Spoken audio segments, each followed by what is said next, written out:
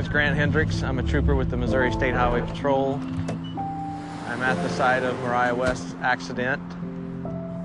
Mariah's vehicle traveled across this median and ended in striking the bridge that you can see behind me. When I got to the scene, her face was disfigured from sliding down the roadway. It's funny, the first thing I noticed about her was her shoes. Lying in the roadway in a large pool of blood, I noticed her shoes, and I thought, this is a young girl. That's the first thing I thought when I saw this. And at that point is when I noticed her cap and gown was still in her car. She was going to graduate the next day. It was just a really horrific scene, all because of a senseless text message.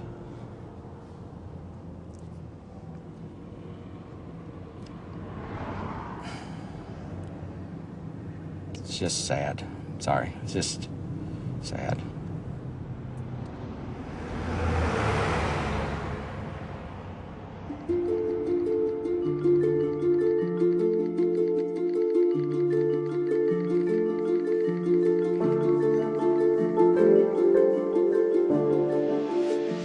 Ashley would text hundreds of messages every day. That was the way we kept in touch. We would definitely text more than we talked. Mariah was a multitasker extraordinaire. She could text better than anyone I know. She could be having one conversation with me, completely focused, while having a text conversation with somebody else. When you do something 7,000 times a month, you tend to learn where those 26 letters are. We would be at school, at home, movies, bowling, driving. Not even looking at her phone. Just simple, insignificant, useless bullshit, whatever it may be. About anything and everything. Just a way to pass time. It didn't matter where we were constantly texting. This is my sister. She was looking at my message that I had just sent her. When she looked up, she had clipped the median on the left-hand side of the road. Her truck flipped, and as it was flipping, she was actually ejected through the driver's side door, and she landed in the ditch about 300 feet from her truck. People will tell you over and over again, it's not your fault. But knowing that you were the person that she was talking to when she was killed. Just knowing, having a highway patrol officer write in a report that a text message sent at 12:05 is the reason that she is dead is not something that will ever go away. If I could talk to her one last time, I would just say, I'm sorry.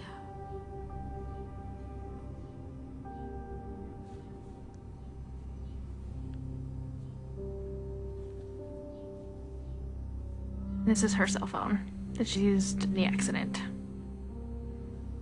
4 little letters. That's what killed her.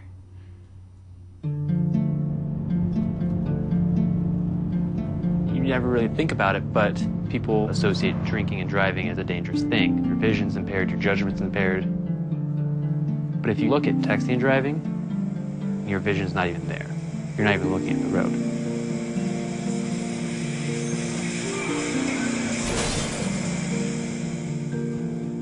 If someone would ask me to drive down the road and close your eyes for 5 seconds or 6 seconds, I would never even attempt that.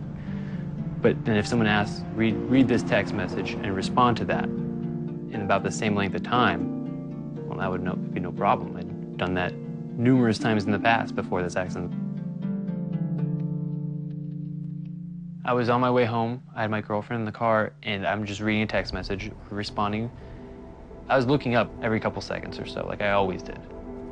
And I just hear a loud scream next to me, and the next second I look up and I see a bicyclist crashing the windshield.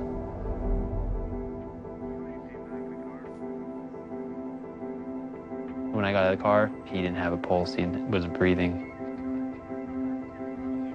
He wasn't alive. There are no words to describe the level of grief, the level of depression and self-hatred I was going through. My first year of college, I just remember one girl recognizing me and saying, oh, I remember hearing about you. You're that guy who hit the bicyclist because you were texting and driving. That was actually the day before I ended up going to the hospital for emotional problems. I sent one stupid, meaningless text, LOL, and killed a man.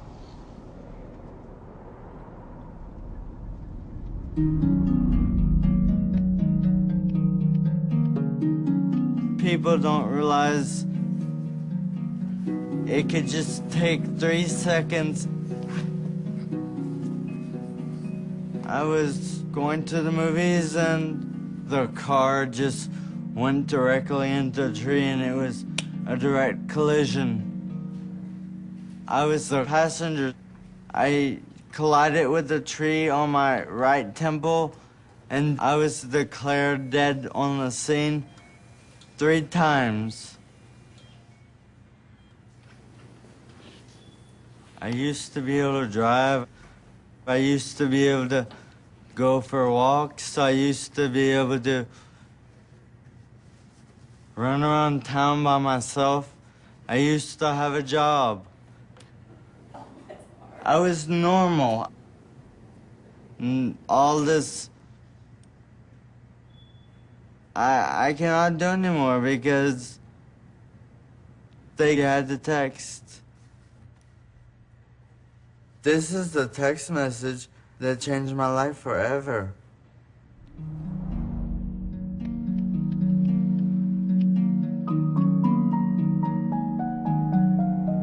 The day before her graduation, my daughter drove to go meet a boy, and she never made it. Today, she would have been 19 years old, exactly. Mariah never wanted a minute to go by that she wasn't doing something. She wanted to do everything all at one time with friends and family and just having a good time. That's what she loved. Friends would tell me from school that, you know, the best part of the day at school was Mariah coming down the hall because she'd stop to give everyone a hug.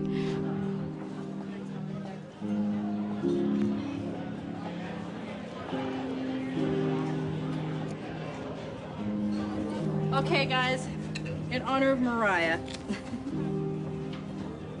Happy birthday to you. Happy birthday to you. Happy birthday, dear Mariah. She had met a guy who played baseball, and one evening she just spontaneously got in her car and said, "Hey, I'm gonna come watch his game." He was texting her to tell her directions of where she needed to go. And I guess she just looked away for too long. Where are you at, you know? Like that was it. One of her friends had no idea that she had been in an accident, so he kept texting. We ended up having to send him a text back to say, please stop. She's in critical condition in the hospital, and we don't know if she'll even make it. She always worked her magic, you know, and still to this day, without her being here, she's so much still a part of our lives every day. She was our sunshine. She really was.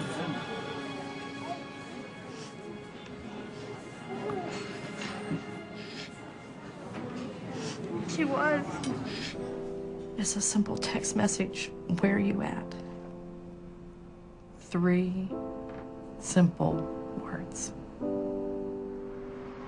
She paid the ultimate price for her actions. I've had to do this more than once. Mariah is not the only victim that I've dealt with. And it never gets any easier. And it won't get any easier. What is worth losing your life over?